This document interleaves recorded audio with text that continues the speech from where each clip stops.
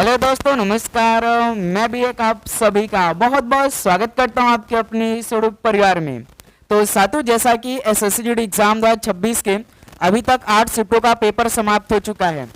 तो जिस तरह से इन 8 शिफ्टों में जीके, हिंदी, मैथ और रीजनिंग के सवाल पूछे आ रहे हैं, तो इसी के आधारित पर आपके आने वाले शिफ्टों के लिए इस क्लास में हम लोग पूरे 100 सवालों को देखने वाले हैं, जिसमें जीके, हिंदी, मैथ और रीजनिंग के क्वेश्चन रहने वाले हैं। अब ऐसे प्रश्न आ रहे परीक्षा में, ध्यान रखिएगा, जिस तरह से 27 अप्रैल के चारों शिफ्टों में सवाल पूछे गए थे और कल 28 अप्रैल की चारों शिफ्टों में सवाल पूछे गए हैं। ध्यान रखिएगा, 2 दिन पेपर हुआ है, दोनों सेम पैटर्न हुआ है। जो पहले दिन था वो दूसरे दिन भी था, लेकिन अब देखिए आज किस लेवल का सवाल पूछा जा सकता है। ये पहले हफ्ता का ट्रेंड है, ये बात याद रखिएगा। जो भी अब प्रश्न आएंगे 2 मई तक आपको सेम वैसे ही मिलेंगे प्रश्न, जिस तरह से 27 अप्रैल को और 28 अप्रैल के पेपर में आ चुके हैं। ठीक है, ये पहले हफ्ता का ट्रेंड है। दूसरे हफ्ता में सवालों का लेवल जरूर बदलेगा।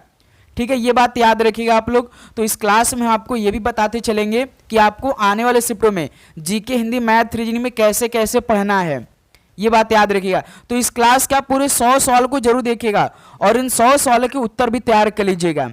ठीक है, तो जिनका पेपर है भाई, जरूर इन प्रश्नों को तैयार करिए, आपके एग्जाम के लिए काफी बेस्ट रहने वाले हैं। ठीक है, तो देखिए आज का पहला प्रश्न हम लोग करंट अफेयर से शुरुआत करने जा रहे हैं। आर्यभट्ट संस्कृति पुरस्कार 2024 किसे प्रदान किया गया था? 2026 में एग्जाम हो रहा है, लेकिन 2023-24 का डाटा देकर पूछा जा रहा है एसएससी जीडी के एग्जाम में। आपने एनालिसिस किया होगा तो देखा होगा जरूर। आर्यभट्ट संस्कृति पुरस्कार 2024 किसे प्रदान किया गया था? तो पी सुब्बा राव को प्रदान किया गया था। ऑप्शन ए बिल्कुल राइट आंसर हो जाएंगे। नेक्स्ट अगला सवाल को देखिएगा, क्वेश्चन नंबर 2 को। भारतीय संविधान का कौन सा अनुच्छेद धर्म, मूल वंश और जाति के आधार पर भेदभाव पर रोक लगाता है? तो साथियों, भारतीय संविधान का कौन सा अनुच्छेद धर्म, मूल वंश और जाति के आधार पर भेदभाव पर रोक लगाता है? तो अनुच्छेद 15 में इसका वर्णन किया गया है। सी ऑप्शन बिल्कुल राइट आंसर हो जाएंगे। नेक्स्ट अगला सवाल को देखिए, क्वेश्चन नंबर 3 को। तीसरी पंचवर्षीय योजनाओं का उद्देश्य भारत को क्या बनाना था? तो साथियों, तीसरी पंचवर्षीय योजना का उद्देश्य भारत को क्या बनाना था? तो आत्मनिर्भर बनाना था, जो कि डी ऑप्शन बिल्कुल राइट आंसर हो जाएंगे। तीसरी पंचवर्षीय योजना का टाइम पीरियड 1961 से लेकर 66 तक चला था। ठीक है, नेक्स्ट अगला सवाल को देखिए, क्वेश्चन नंबर 4 को। महिला एशियाई हॉकी चैंपियनशिप 2024 के विजेता देश कौन है? महिला एशियाई हॉकी चैंपियनशिप 2024 के विजेता देश कौन था भाई? तो भारत देश था। ऑप्शन भी बिल्कुल राइट आंसर हो जाएंगे। और आगे बढ़ने से पहले आप लोग अपना एग्जाम डेट कमेंट सेक्शन में जरूर बता दीजिएगा, क्योंकि जिस तरह से आप सभी का शिफ्ट खत्म हो रहे हैं, वैसे वैसे आप सभी को शिफ्ट वाइज के आधार पर पूरे पेपर का सोल्यूशन करवा रहे हैं। तो भाई आप जरूर एग्जाम डेट कमेंट सेक्शन में बताइएगा। ठीक है, प्रसिद्ध यूनानी राजदूत मेगास्थनीज भारत में किसके दरबार में आए थे? कल इससे रिलेटेड एक सवाल आपके पेपर पूछा गया था मेगास्थनीज से। प्रसिद्ध यूनानी राजदूत मेगास्थनीज भारत में किसके दरबार में आए थे? तो चंद्रगुप्त मौर्य के दरबार में आए थे। डी ऑप्शन बिल्कुल राइट आंसर हो जाएंगे। अगला सवाल देखिए, क्वेश्चन नंबर 6 को। भारतीय संविधान के किस अनुच्छेद के अंतर्गत जिला योजना समिति का गठन होता है? तो साथियों, भारतीय संविधान के किस अनुच्छेद के अंतर्गत जिला योजना समिति का गठन होता है? तो अनुच्छेद 243 जेड डी के तहत होता है। बी ऑप्शन बिल्कुल राइट आंसर हो जाएंगे। नेक्स्ट अगला सवाल देखिए, और आगे बढ़ने से पहले तो भाई जिनका पेपर आने वाले शिफ्टों में है, तो भाई इस पीडीएफ को आप पढ़ लीजिए। भाई पेपर में छपने वाले सारे प्रश्न हैं, आपको कोई भी टॉपिक का प्रश्न पढ़ना है जो आपका तैयारी नहीं है, सारे टॉपिक के प्रश्न इस पीडीएफ में आप सभी को मिलेंगे। जो बार बार प्रश्न पूछा है ना, सारे प्रश्न आपको इस पीडीएफ मिल जाएंगे। जैसे जीके करने पर पूरा क्वेश्चन मिल जाएंगे, हिंदी के सारे क्वेश्चन आपको मिल जाएंगे, मैथ के सारे क्वेश्चन मिल जाएंगे, रीजनिंग के सारे क्वेश्चन मिल जाएंगे। यानी पेपर में छपने वाले प्रश्न आप सभी को इसी पीडीएफ में मिलेगा। तो मिलेगा आपको कैसे? नीचे नंबर दिखाई दे रहा है ना, इस पर आप सभी को व्हाट्सएप मैसेज करना है। आप लोग व्हाट्सएप मैसेज करके ये सारे क्वेश्चन आप अपने पास मंगा लीजिए। यदि आप सभी के पास कुछ समय बाकी है तो इस पीडीएफ के सारे क्वेश्चन को आप तैयार कर सकते हैं, लेकिन आपको इसके लिए 50 रुपीज़ पे करना पड़ेगा। मात्र 50 रुपीज़ पे करके ये आप पेपर में छपने वाले प्रश्न अपने पास मंगाइए और एक सीट अपना सुनिश्चित करिए भाई, क्योंकि भाई अभी तो एग्जाम आप सभी का 30 मई तक चलने वाला है। ओके, तो समय आप सभी के पास बाकी है, तो तैयारी करिए उससे। देखिए, एक मरा उत्सव निम्नलिखित में से किस राज्य में मनाया जाता है? एक मरा उत्सव किस राज्य में मनाया जाता है? तो ये उड़ीसा राज्य में मनाया जाता है। डी ऑप्शन बिल्कुल राइट आंसर हो जाएंगे। नेक्स्ट अगला सवाल को देखिए, क्वेश्चन नंबर 8 को। भारत के दक्षिण प्रायद्वीप में कौन सी नदी देश के दूसरे सबसे बड़ी नदी क्षेत्र का निर्माण करती है? भारत के दक्षिण प्रायद्वीप में कौन सी नदी देश के दूसरे सबसे बड़ी नदी क्षेत्र का निर्माण करती है? तो गोदावरी नदी है। सी ऑप्शन बिल्कुल राइट आंसर हो जाएंगे। अगला सवाल देखिए क्वेश्चन नंबर 9 को। यह त्यौहार संबलपुर पश्चिम उड़ीसा का है जहां नई फसल की उपज की पूजा की जाती है और लोग अपने परिवार के साथ नई फसल का पहला चावल खाने का जश्न मनाते हैं। तो बताइए यह त्यौहार कौन सा है जो कि संबलपुर पश्चिम उड़ीसा का है जहां नई फसल की उपज की पूजा की जाती है और लोग अपने परिवार के साथ नई फसल का पहला चावल खाने का जश्न भी मनाते हैं? तो नुआखाई त्यौहार में। सी ऑप्शन बिल्कुल राइट आंसर हो जाएंगे। अगला सवाल देखिए क्वेश्चन नंबर 10 को। निम्नलिखित में से कौन सा नृत्य मुख्य रूप से खुले मैदानों में विशेष रूप से रात के समय प्रस्तुत किया जाता है? तो साथियों कौन सा नृत्य मुख्य रूप से खुले मैदानों में विशेष रूप से रात के समय प्रस्तुत किया जाता है? तो छऊ नृत्य है। ऑप्शन है बिल्कुल राइट आंसर हो जाएंगे। नेक्स्ट अगला सवाल को देखिएगा क्वेश्चन नंबर 11 को। अनुपमा भागवत किस संगीत वाद्य यंत्र से जुड़ी हैं? तो साथियों अनुपमा भागवत ये किस संगीत वाद्य यंत्र से जुड़ी हैं? तो ये सितार वाद्य यंत्र से जुड़ी हैं, जो कि बी ऑप्शन बिल्कुल राइट आंसर हो जाएंगे। अगला सवाल को देखिए क्वेश्चन नंबर 12 को। निम्न में से कौन सा उत्तर प्रदेश का शास्त्रीय नृत्य है? तो साथियों उत्तर प्रदेश का शास्त्रीय नृत्य इनमें से कौन सा है? जैसे कथकली केरल का है, भांगड़ा पंजाब का है, कुचिपुड़ी आंध्र प्रदेश का है, कथक बचा है, तो ये उत्तर प्रदेश का शास्त्रीय नृत्य है। सी ऑप्शन बिल्कुल राइट आंसर हो जाएंगे। अगला सवाल को देखिएगा क्वेश्चन नंबर 13 को। भारतीय संविधान के 100वें संशोधन को मंजूरी निम्नलिखित में से किस भारतीय राष्ट्रपति ने दी थी? तो साथियों जो आपने पढ़ा है एसएससी जीडी एग्जाम के लिए आपको वही रिवीजन करना है मेरे दोस्त, जिनका भी पेपर अब आने वाले शिफ्टों में होने वाला है। ऐसा नहीं कि आप नए सवाल के पीछे मत भागिए भाई, आप जो पढ़ें उसी को पढ़िए, वही सवाल आपके पेपर में आएंगे, चाहे आप जीके पढ़ें, चाहे Hindi, math, reasoning, current affair. Okay, और क्लास में जितने भी हम क्वेश्चन कराते चलें उसको तैयार करते चलिए साथ में। ओके, मोस्ट इंपॉर्टेंट जो क्वेश्चन बन सकते हैं पेपर के लिए हम वो क्लास में करवा रहे हैं। बस आप रिवीजन अपने से करते चलिए साथ में, खुद से अधिक से अधिक क्वेश्चनों का प्रैक्टिस करिए, ठीक है, रिवीजन करिए। तो भारतीय संविधान के 100वें संशोधन को मंजूरी किस भारतीय राष्ट्रपति ने दी थी? तो ध्यान रखिएगा प्रणब मुखर्जी ने दी थी। तो सी ऑप्शन बिल्कुल राइट आंसर हो जाएंगे। अगला सवाल को देखिए क्वेश्चन नंबर 14 को। किस राज्य ने कच्चे घरों को पक्के घरों में बदलने के उद्देश्य से मो घर या मेरा घर योजना शुरू की है? तो साथियों किस राज्य ने कच्चे घरों को पक्के घरों में बदलने के उद्देश्य से मो घर या मेरा घर योजना शुरू किया था? तो उड़ीसा राज्य सरकार ने इस योजना की शुरुआत की। ऑप्शन है बिल्कुल राइट आंसर हो जाएंगे। अगला सवाल को देखिए क्वेश्चन नंबर 15 को। अमेरिका में फ्री हिंदुस्तान अखबार किसने शुरू किया था? अमेरिका में फ्री हिंदुस्तान अखबार किसने शुरू किया था? तारकनाथ दास ने शुरू किया। डी ऑप्शन राइट आंसर हो जाएंगे। अगला सवाल को देखिए क्वेश्चन नंबर 16 को। 1980 में ऑल इंग्लैंड बैडमिंटन चैंपियनशिप जीतने वाले पहले भारतीय कौन थे? 1980 में ऑल इंग्लैंड बैडमिंटन चैंपियनशिप जीतने वाले पहले भारतीय कौन बने थे? तो प्रकाश पादुकोण बने थे। ऑप्शन है बिल्कुल राइट आंसर हो जाएंगे। अगला सवाल देखिएगा क्वेश्चन नंबर 17 को। बूली शब्द का प्रयोग कौन से खेल में किया जाता है? बूली शब्द का प्रयोग किस खेल में होता है? तो हॉकी खेल में। डी ऑप्शन बिल्कुल राइट आंसर हो जाएंगे। अगला सवाल को देखिए क्वेश्चन नंबर 18 को। विश्व के लावा निर्मित मैदानों में निम्न में से किस फसल की सर्वाधिक कृषि की जाती है? विश्व के लावा निर्मित मैदानों में किस फसल की सर्वाधिक कृषि की जाती है? तो कपास की खेती अधिक की जाती है। तो बी ऑप्शन राइट आंसर है। अगला सवाल को देखिए क्वेश्चन नंबर 19 को। एकाम्बरेश्वर मंदिर किस राजवंश द्वारा बनवाया गया था? तो साथियों एकाम्बरेश्वर मंदिर किस राजवंश द्वारा बनवाया गया था? तो पल्लव वंश द्वारा बनवाया गया। ऑप्शन है बिल्कुल राइट आंसर हो जाएंगे। अगला सवाल को देखिए क्वेश्चन नंबर 20 को। भारतीय संविधान का कौन सा अनुच्छेद उपाधि के समापन से संबंधित है?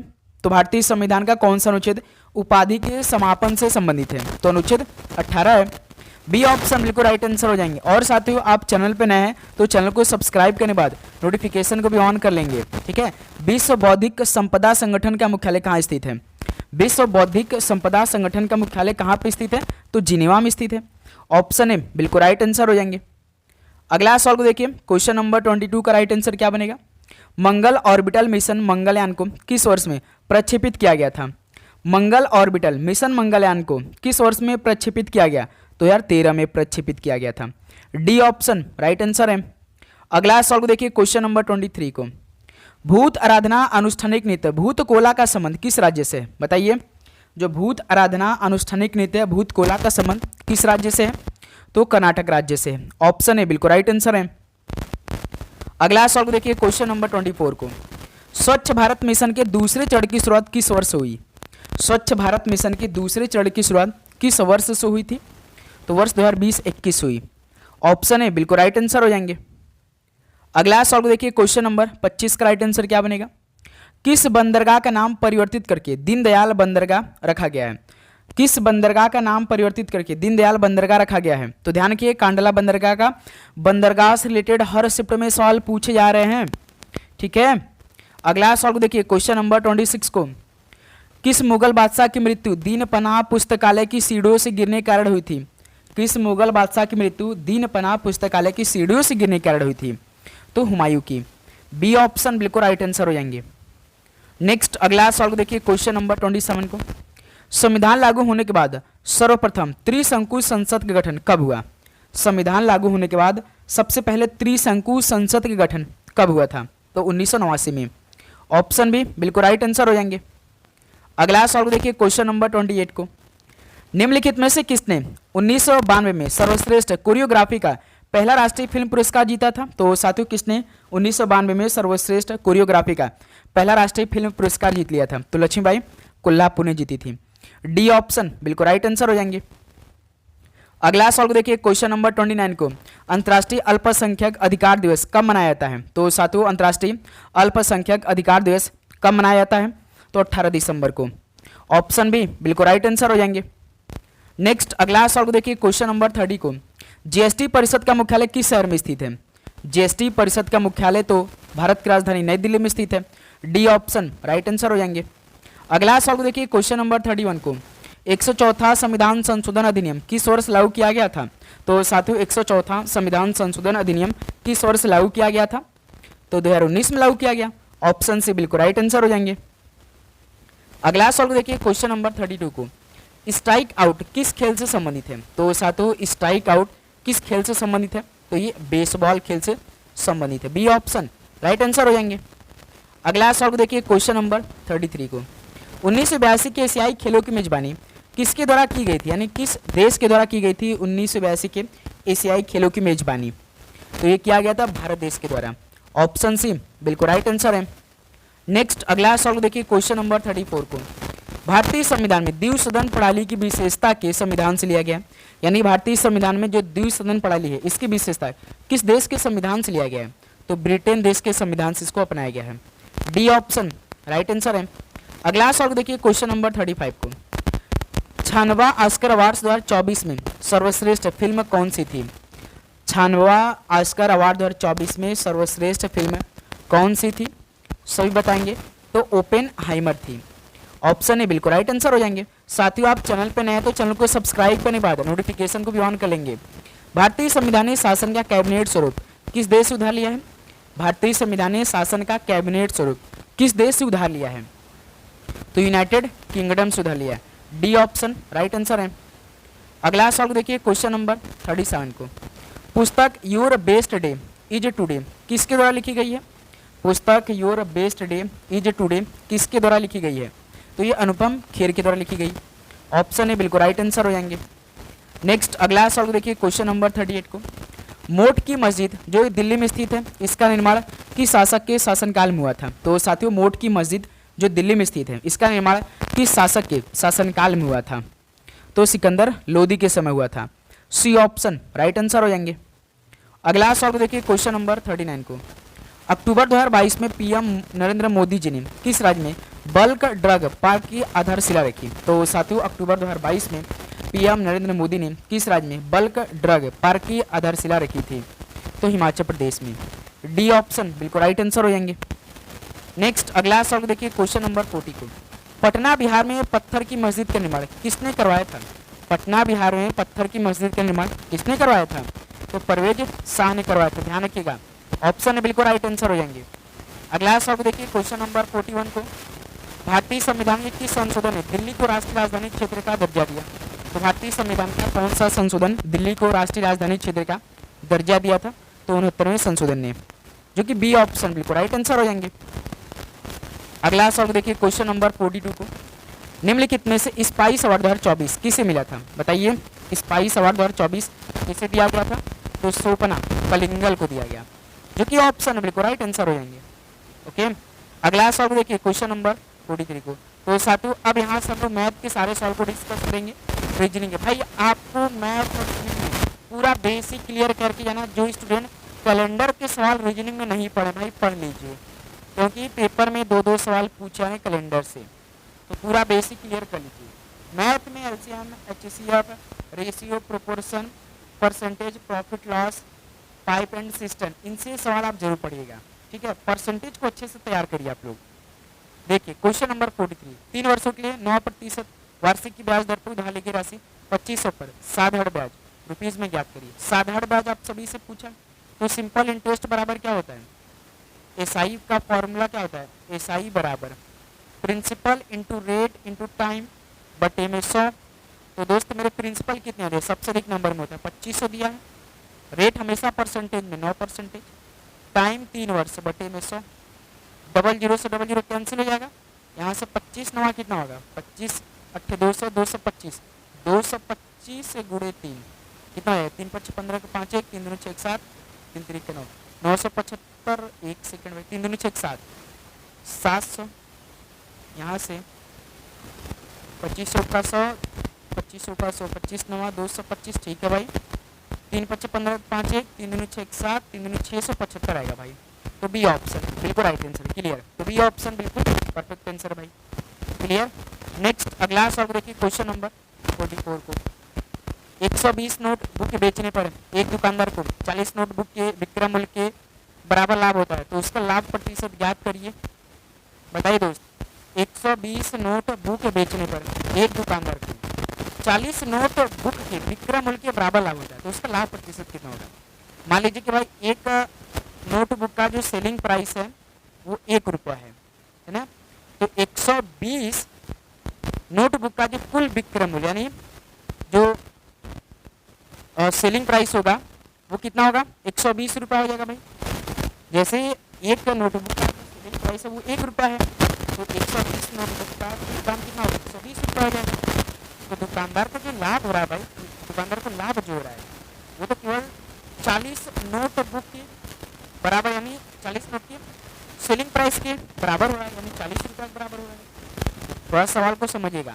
जैसे एक नोटबुक का जो सेलिंग प्राइस 1 रुपये में मान लिया, तो 120 नोट का कुल विक्रय मूल्य कितना होगा? 120 रुपये होगा। दुकानदार का लाभ देखिए 40 नोट के विक्रय मूल्य के बराबर हो रहा है, इसका मतलब कि उसको 40 के बराबर आएगा। 40 नोट के बुक की सेलिंग प्राइस के बराबर लाभ होगा, जो कि 40 रुपये होगा, ठीक है। यहाँ से कास्ट प्राइस निकाल लीजिए। दुकानदार का जो कास्ट प्राइस होगा वो क्या होगा?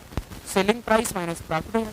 सेलिंग प्राइस कितना 120 है, प्रॉफिट कितना हो रहा है? 40 का हो रहा है, कितना होगा? 0 12 में 100 यानी 80 का होगा। 80 रुपये यहाँ से कास्ट प्राइस हो जाएगा, क्लियर। फिर उसके बाद प्रॉफिट परसेंटेज का मतलब क्या होगा?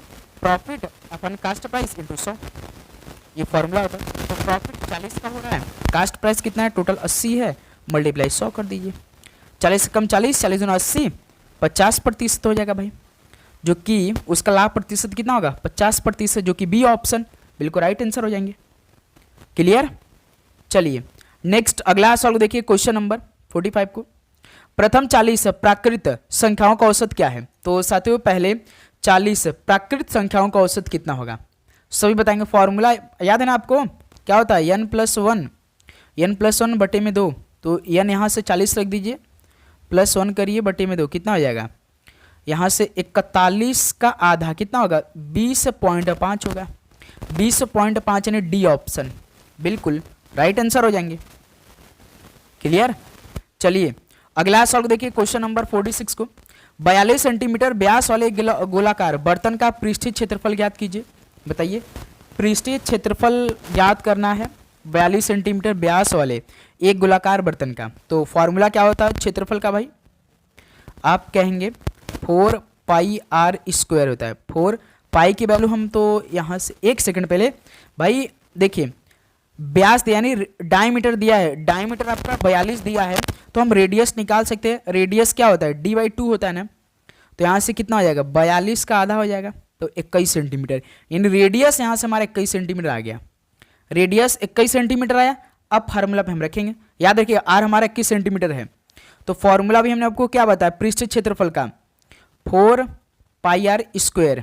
क्या बताया भाई 4 पाई आर स्क्वायर। 4 पाई की वैल्यू 22/7 रख देंगे, आर अभी हमने निकाला था 42 का आधा करके जो कि 21 है, तो 2 ठो 21 लिखें क्योंकि आर स्क्वायर है भाई। तो यहाँ से देखिए 7 एकम 7 17 के 21, 22 गुणे 4 88 इधर से मल्टीप्लाई 3 गुणे 21 कितना होगा, इसको हल करना पड़ेगा हमें भाई।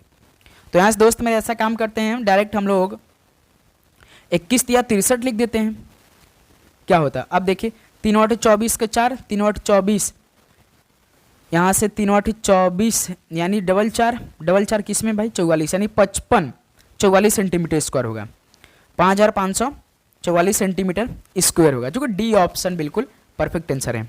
क्लियर, ध्यान रखिएगा। नेक्स्ट अगला सॉल्व देखिए, क्वेश्चन नंबर 47 का राइट आंसर क्या बनेगा। यदि a रेशो b बराबर 7:9 है, b रेशो c बराबर 5:6 है, तो c और a का क्रमशः अनुपात ज्ञात कीजिए। दोस्त मेरे a ratio b ratio c, ठीक है, c और a पूछा है तो हम क्या करें, ए बी कितना दिया है 7:9, b और c कितना दिया है 5 और 6 दिया है, तो इसको बढ़ा दीजिए 9 इधर कर दीजिए 5 इधर कर दीजिए, ठीक है। 7 5 35 सीधे सीधे मल्टीप्लाई होता है ना, 9 5 45 और 9 6 54। पूछा किसका c और a का, तो c यहाँ से 54 है और a कितना है 35, तो ऑप्शन देखिए 54 और 35 का कौन सा है 54 35, तो पहला ऑप्शन बिल्कुल राइट आंसर हो जाएंगे। ये तो बहुत सिंपल वाला रेशियो का सवाल था भाई, ठीक है। चलिए अगला सवाल देखिए, क्वेश्चन नंबर 48 को। अरविंद ने रुपीज 450 में किताब खरीदी और उसे रुपीज 500 बेच दिया, तो लाभ प्रतिशत क्या होगा। तो साथियों आप कोई सामान 450 खरीद रहे हैं और 500 बेच दे रहे हैं, तो आपको कुछ रुपए का लाभ होगा ना 50 रुपये, किससे होगा इस 450 से मल्टीप्लाई 100, 1 0 से 0 कैंसिल हो जाएगा, ठीक है। ऐसा काम करते हैं हम लोग, 100 को नहीं काटते हैं, यहाँ से 1 0 काटते हैं, 5 का 5 फिर इसका 5 9 45, तो 100/9 कितना होता है बताइए वैल्यू। 100/9 11 9 99, 11 से 1/9 क्यों 11 से 1/9 होता ना, तो 11 सही 1/9% आएगा, जो कि सी ऑप्शन बिल्कुल राइट आंसर हो जाएंगे। क्लियर भाई। चलिए नेक्स्ट अगला सॉल्व देखिए, क्वेश्चन नंबर 49 का राइट आंसर क्या बन के आएगा। कथन और निष्कर्ष का सवाल है भाई। कथन सभी घोड़े गधे हैं, यानी सभी हार्स, जो सभी हार्स हैं वो क्या है गधे हैं, गधे को हम डी से डिनोट कर रहे हैं, ठीक है। सभी गधे खच्चर हैं, यानी जो सभी गधे यानी जो डंकी हैं, क्या भाई ये खच्चर है, खच्चर को हम के से बता रहे हैं, ठीक है। अब देखिए निष्कर्ष, सभी गधे क्या घोड़े हैं, आप सोच के बताइए क्या सभी गधे यानी सभी जो डंकी है वो घोड़े हैं, आप सभी बताएंगे नहीं सभी घोड़े गधे हैं, सभी गधे घोड़े नहीं है भाई, यानी पहला निष्कर्ष हमारा गलत हो गया भाई। क्लियर। उसके बाद कुछ खच्चर क्या गधे हैं, कुछ खच्चर क्या गधे हैं, देखिए है ये ना बिल्कुल है, यानी इस सवाल के केवल निष्कर्ष 2 अनुसरण करता है, सेकंड बिल्कुल राइट आंसर हो जाएंगे। ओके दोस्त मेरे। चलिए नेक्स्ट अगला सवाल देखिए, क्वेश्चन नंबर 50 को। ये सवाल हर शिफ्ट में आ रहे भाई। निम्नलिखित समीकरण को सही करने के लिए किन 2 संख्याओं को आपस में बदला जाना चाहिए। ये काफी लंबा चौड़ा समीकरण दिया है, 46 दिया, यानी 46 बराबर 46 हमें आंसर लाना है। LHS बराबर RHS करने की जरूरत है, इसमें हमें यही करने की जरूरत है हमें ना। तो अब देखिए पहला ऑप्शन को हम उठाएंगे, 2 और 4 को बदलेंगे इस समीकरण में, 12 गुणे 2 है तो 2 की जगह हम 4 रख देंगे, -6 गुणे 7 +3 गुणे 5 गुणे 4 है तो यहाँ पे देखिए 2 रख देते हैं हम लोग, +10। इसको हल करके हमें भाई ये 46 आंसर लाना है, तो चलिए इसमें बॉर्डर स्कीम लगा देते हैं भाई। देखिए पहले कहीं भाग नहीं है तो हर जगह गुणा करते हैं, 12 4 48 इधर से, 6 43 इधर से, +3 5 15 इधर से, 1 सेकंड भाई, 3 5 15 15 30 इधर से 30 आ जाएगा, +10। अब देखिए ये +30 है, ये +10 है, 40 40 + 48 कितना हो जाएगा 88, 88 में से 42 घटाइए तो 46 बन जाएगा, जो कि हमें 46 ही तो लाना था। देखिए 46 बराबर 46 आ गया, प्रश्न में हमें 46 लाना था, यानी 2 और 4 बदलने से हमारा आंसर बिल्कुल राइट आंसर आ गया भाई। ओके दोस्त मेरे। चलिए भाई आप जरूर आप लोग अपना एग्जाम डेट कमेंट सेक्शन में बताइएगा, ठीक है। देखिए क्वेश्चन नंबर 51, एक निश्चित कुट भाषा में फाइन को 96 32 के रूप में कूटबद्ध किया गया है। लाइन को 29 46 के रूप में कूटबद्ध किया गया है। तो उस भाषा में यफ के लिए कूट क्या होगा? तो साथियों जैसे फाइन है, FINE फाइन है, और यहाँ पे लाइन है। देखिए फाइन का कोड कितना दिया है? 96 32 दिया है। लाइन का कोड कितना दिया? 29 46 दिया है। तो यफ का कोड पूछा ना, तो कॉमन चेक करिए। देखिए फाइन में तो यफ है लेकिन लाइन में यफ नहीं है, इसका मतलब कि कॉमन मेथड नहीं लेगा। हमने आपको बताया है यफ जिसमें रहेगा उसी में आंसर आएगा, यानी फाइन में यही में हमारा कोड होगा, इसमें हमारा कोड कोई नहीं होगा। 2 देखिए इसमें है, 2 इसमें, तो काट दीजिए। 9 देखिए लाइन में है, ऑप्शन में भी 9 है, काट दीजिए। 6 देखिए लाइन में है, 6 ऑप्शन में, काट दिए। बच रहा कौन सा? 3 बच रहा, डी ऑप्शन। तो यफ का कोड क्या हो जाएगा? यही हो जाएगा 3, जो कि डी ऑप्शन बिल्कुल राइट आंसर हो जाएंगे। ओके दोस्त मेरे, ध्यान रखिएगा आप लोग। चलिए क्वेश्चन नंबर 52 को देखिए। एक निश्चित कूट भाषा में ट्राई टू एक्ट को ZX MN HO के रूप में कूटबद्ध किया जाता है, और एक्ट योर एज को CO MB ZX के रूप में कूटबद्ध किया गया जाता है। तो इसी कूट भाषा में एक्ट को किस प्रकार कूटबद्ध किया जाएगा? तो साथियों एक्ट का कोड पूछा ना, तो कॉमन चेक करिए। देखिए इस बार एक्ट यहाँ पर भी है, एक्ट यहाँ पर भी है, यानी इस बार हमें एक्ट कॉमन मिला है। तो इसका मतलब कि इनके दोनों कोड में भी कोई ना कोई हमें कॉमन मिल जाएगा। तो ये देखिए ZX यहाँ पर भी है, ZX यहाँ पर भी है। तो जिस प्रकार एक्ट कॉमन मिला था उसी प्रकार ZX भी कॉमन मिले, जो कि सी ऑप्शन इस साल का राइट आंसर हो जाएंगे। क्लियर दोस्त मेरे? चलिए अगला सवाल को देखिए, क्वेश्चन नंबर 53 को। निम्नलिखित श्रृंखला में प्रश्न चिन्ह के स्थान पर क्या आना चाहिए? 11 18 25 32 39 क्वेश्चन मार्क बताइए।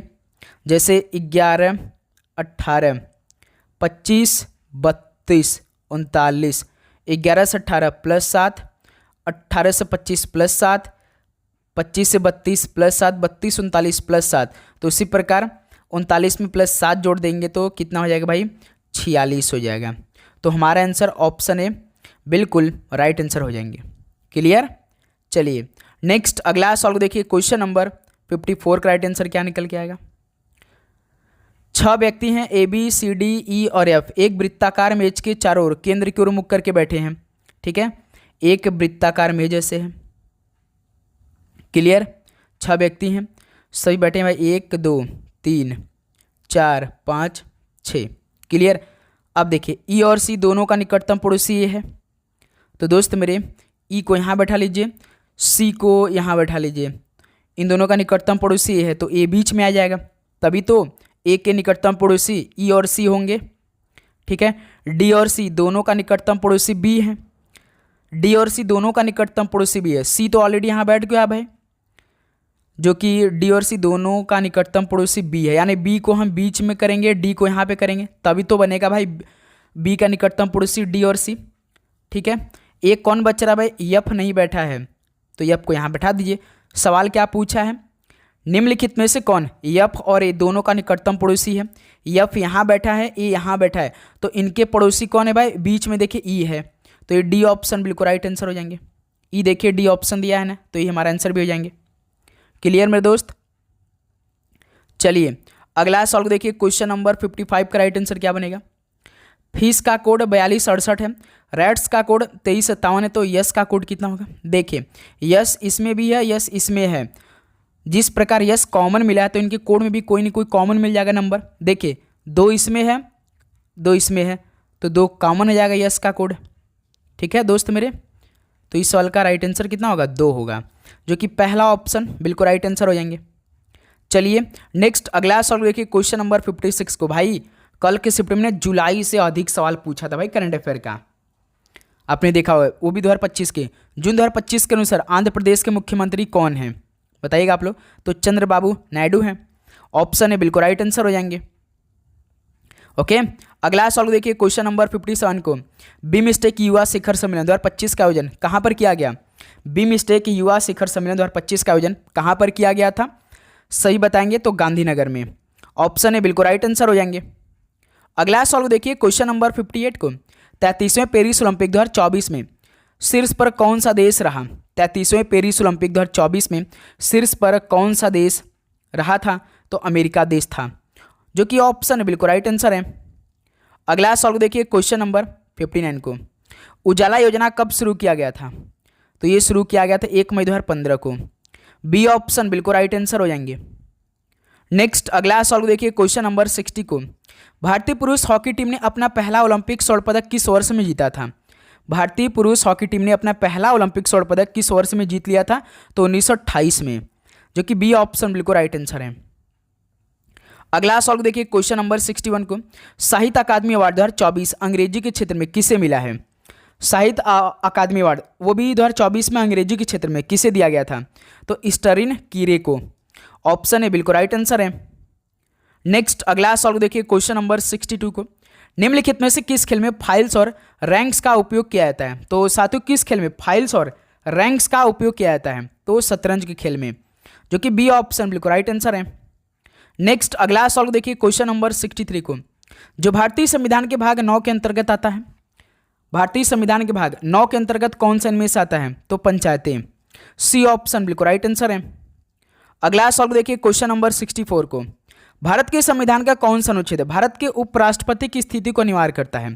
तो भारत के संविधान का कौन सा अनुच्छेद भारत के उपराष्ट्रपति की स्थिति को अनिवार्य करता है? तो अनुच्छेद 63, जो कि ऑप्शन बिल्कुल राइट आंसर हो जाएंगे।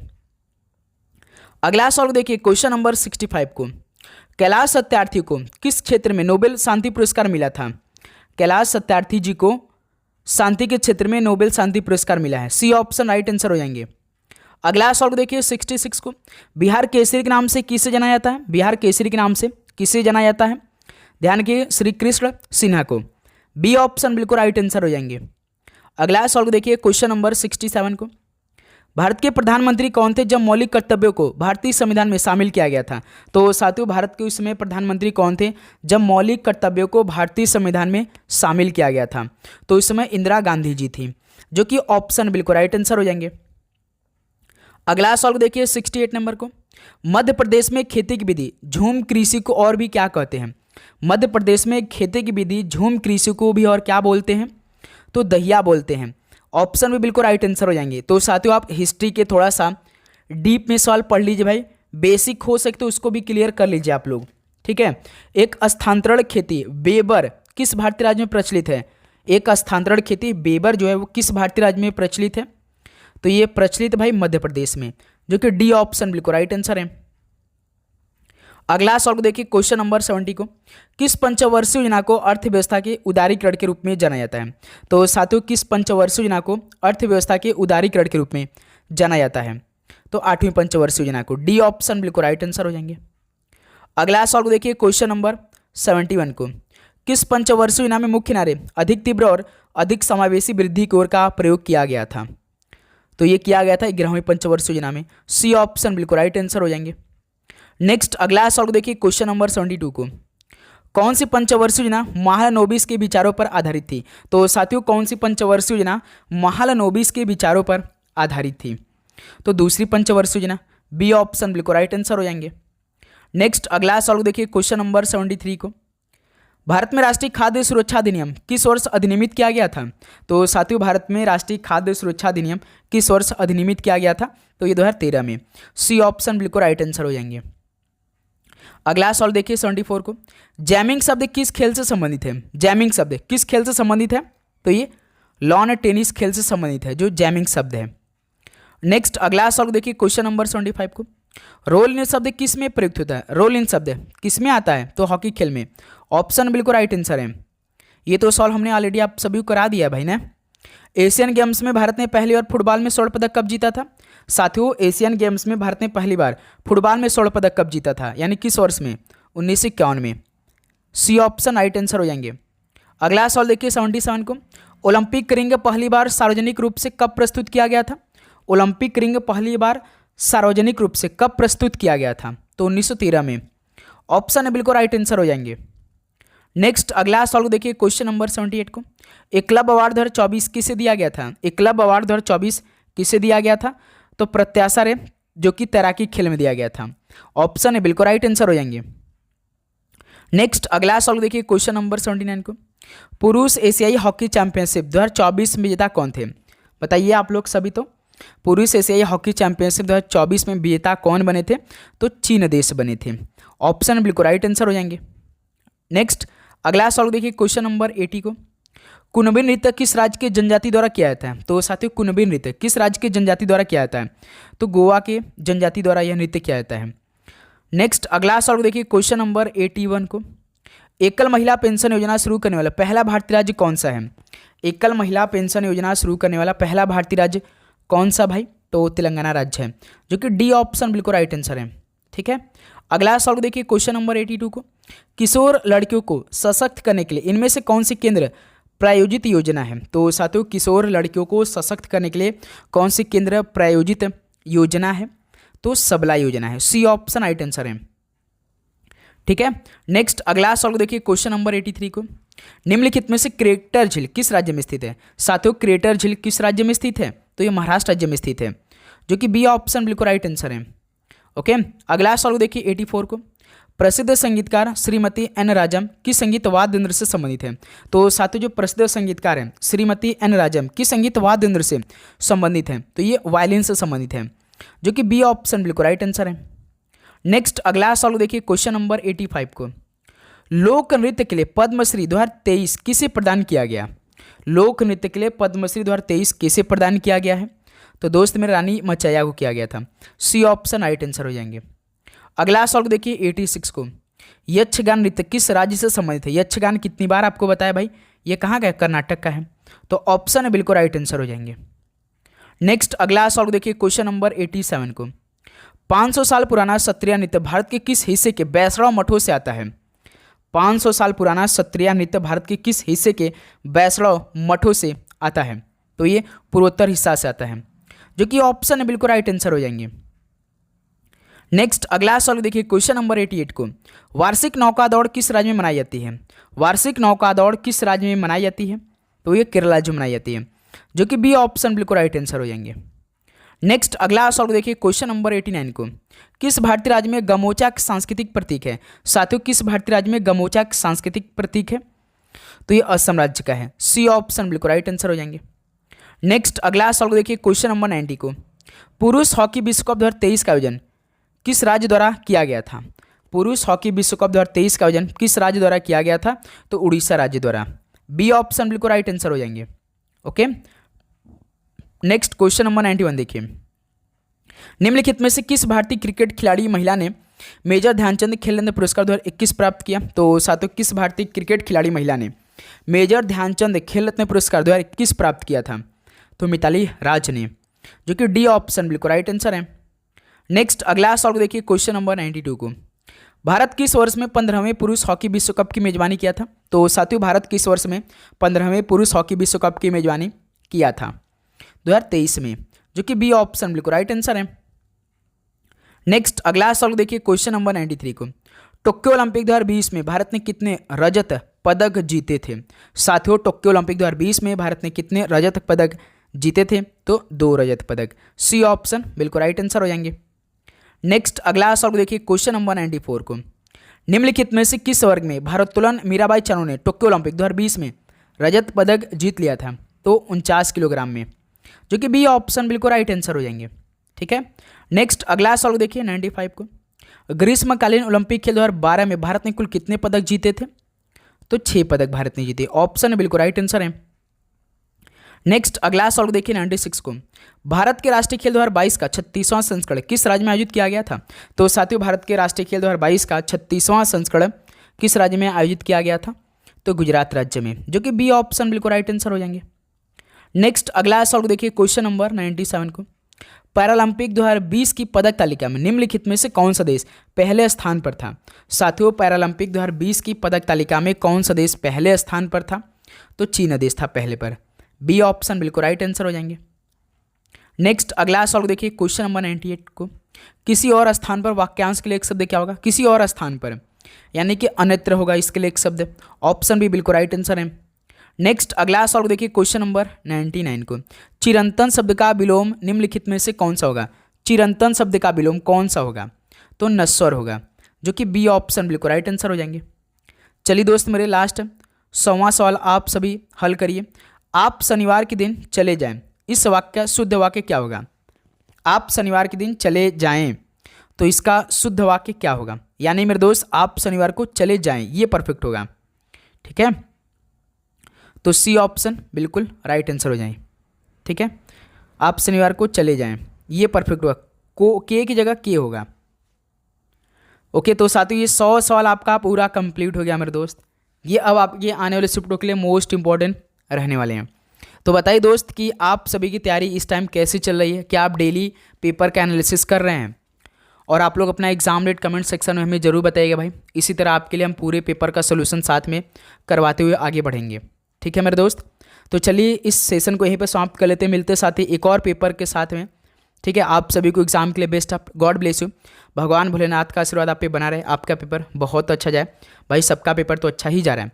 ठीक है, तो चलिए दोस्त चैनल को सब्सक्राइब करके नोटिफिकेशन को ऑन करिए। आप सभी को एग्जाम के लिए best of luck, God bless you, all the very best, धन्यवाद।